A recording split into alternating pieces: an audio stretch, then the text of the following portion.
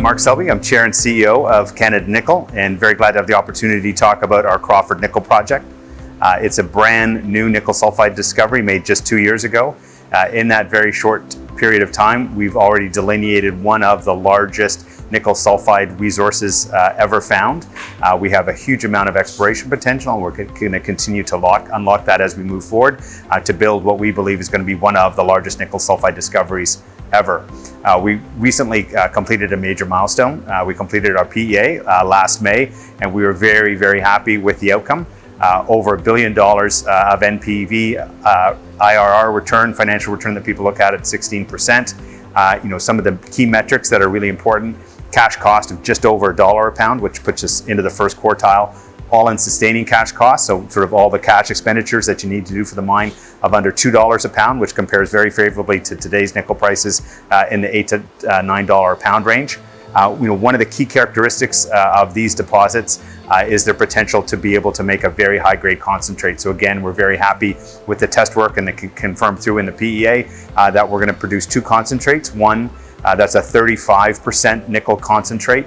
That would be the highest grade nickel concentrate in the market today. And then about 60% of our nickel reports to what we call our standard grade concentrate, which would be in line with what you see most nickel projects producing. With that nickel concentrate, there's no magic. We're using the same kind of flotation setup that you would see in any other nickel sulfide deposit. We just have the benefit of having two minerals that contain 70% nickel as opposed to 30% nickel, which allows us to produce those very high-grade concentrates. One of the key attributes of the project, which is helping make it so successful, is its location, here in Timmins. We're located in a 100-year-old gold mining camp. You've got 4 of the 6 largest gold and base metal mines that have been permitted in Canada in the last 15 years, within 200 miles of here. I'll be shortly heading up to site, and it's a 30-minute drive, all on provincial highways, right to where the mine is today. There's very few new discoveries anywhere in the world where you can travel to that kind of discovery on that kind of infrastructure. You have all the major infrastructure, road, rail, power, everything on the project site itself today.